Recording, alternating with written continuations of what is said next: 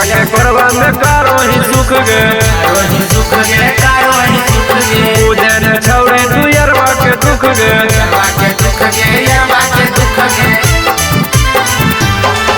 अगे पिया के कोरबा में कारो ही सुख गे पूजन छौरी तू यरवा के दुख गे अगे गाई सल से बात में